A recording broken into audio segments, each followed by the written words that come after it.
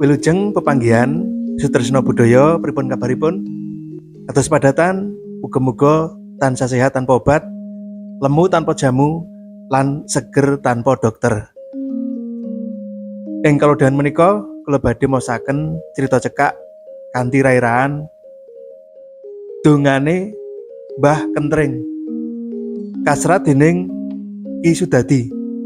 Kapethik saking kulawarti Jaka Lodang nomor 51 18 Juni 2013. Sutresna Budaya, monggo sugeng midhangetaken.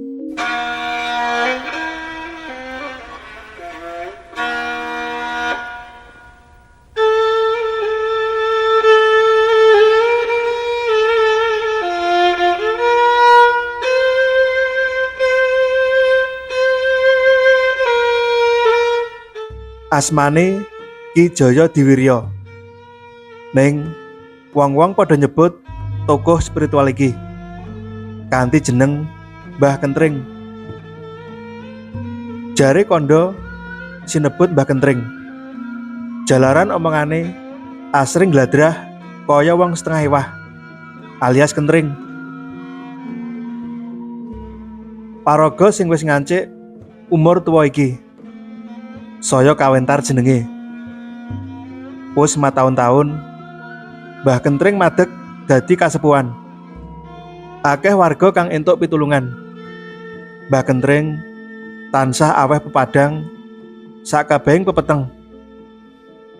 Ngudari barang ruwet kang gawe reribet. Njrimpet laku.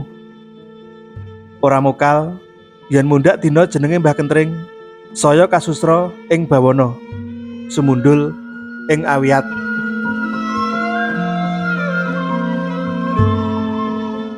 Sawijine wektu Mbah Kentreng ketekan pasangan keluarga kang nembe wae entuk momongan jabang bayi. Amarga saka percayane keluargane Pak Komar lan bojone banjur nggawa bayi kang isih umur kurang saka sepasar mau ana ndaleme Mbah Kentreng. Pangajabe muga-muga si bayi bisa entuk donga lan berkahe Mbah Kentreng. Ing tembe bisa bocah mau dadi wong kang pinunjul. Paribasan anak Anung Anindita. Awan iku nalika tekan daleme Mbah Kentreng katon akeh pasien kang kudu antri. Pak Komar maklum wae kanyatan arep sowan paranormal kondang iku antrine ngluwi arep priksa dokter spesialis. Dinteni kanthi sabar tekan gilirane. Sakwise tekan gilirane, Pak Komar karo bojone enggal-enggal ngadhep Mbah Kentreng. Kaya kang kalumrah wis lumaku. Pasien ditakoni werna-werna ngenani bab kang kudu dirampungake dening Mbah Kentreng.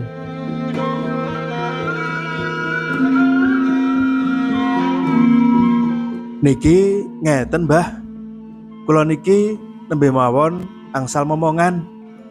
Kula kepengin anak kula mangkenipun saged dados tiyang ingkang migunani tumrap keluarga, bangsa lan negara. Ature Pak Komar. Yo, wis sak mestine wong tuwa duwe pangajab sing kaya kuwi. Pangandikane Mbah Kentreng karo udut kelembak menyan klepas klepus. Ambune kanthi ndulek irung.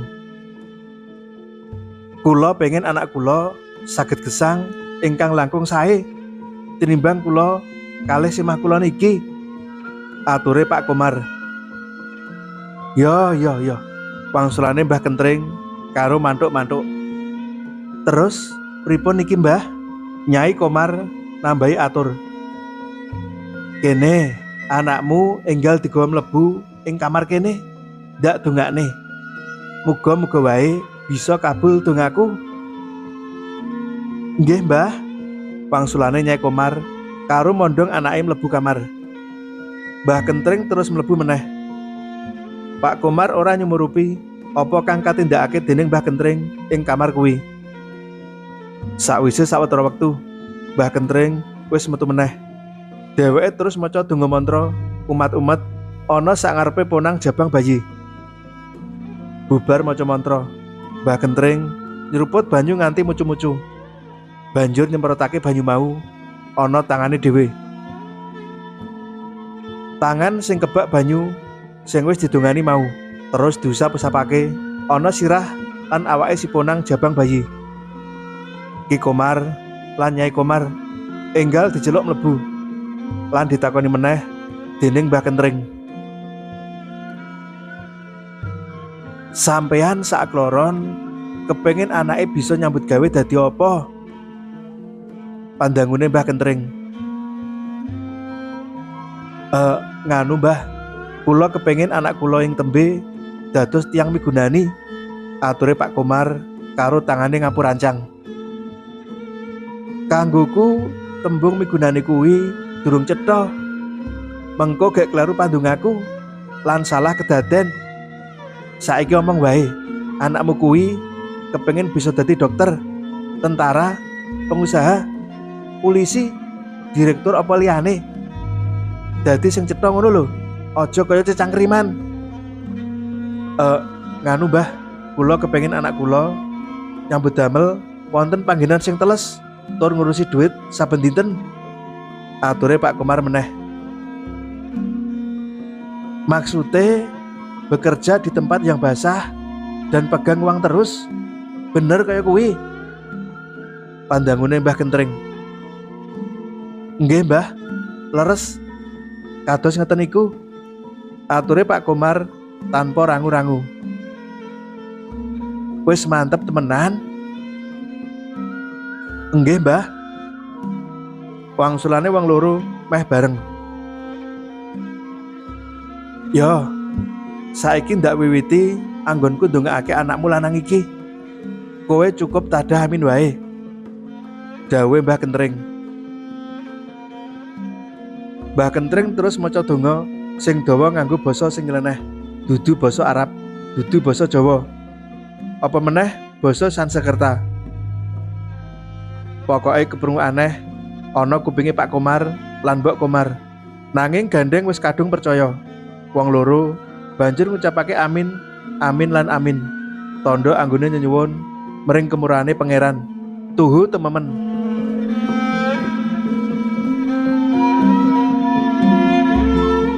Rampung donga, wong loro enggal-enggal njaluk pamit kanthi ngaturi salam tempel, duit diwadahi amplop.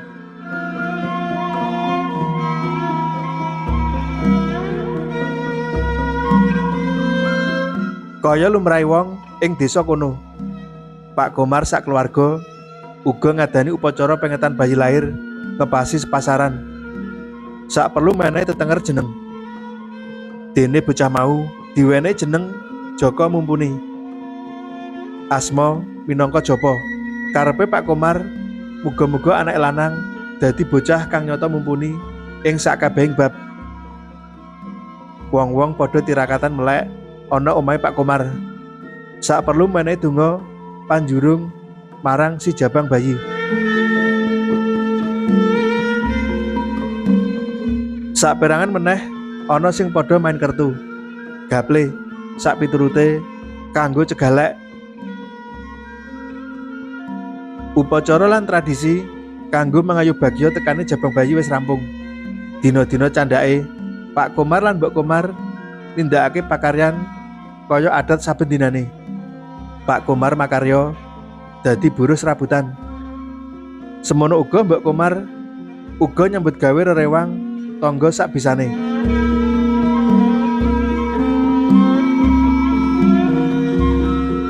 Limolas tahun sakwise iku, Mumpuni lagi lulus SD.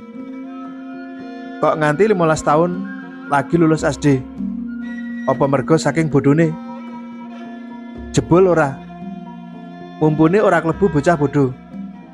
Wong wae bocah iki banget ditresnani gurune. Angger arep munggah mesti dipenggak gurune. Ora susah munggah dhisik, yen kowe munggah bu guru kae ora bisa ketemu kowe meneh. Mumpuni manut wae. Mula anggone nunggak sekolah ing tataran SD nganti kaping 3. Lulus SD mumpuni kelakon nerusake sekolah ana SMP.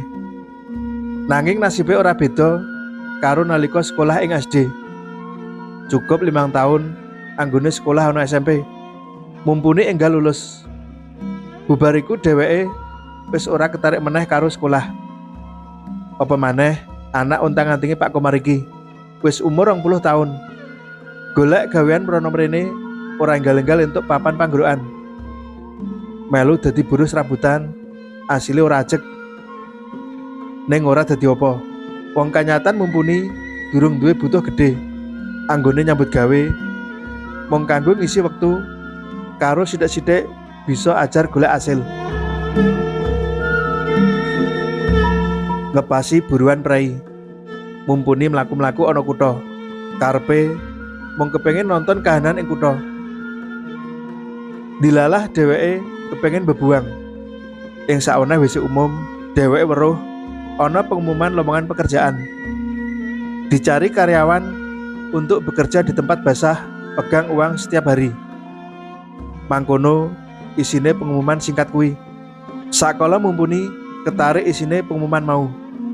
Dheweke enggal-enggal takon karo penjaga WC umum ing papan kasebut.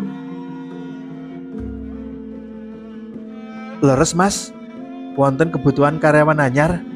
pitakone mumpuni cekak. "Nggih leres," wangsulane penjaga WC kuwi.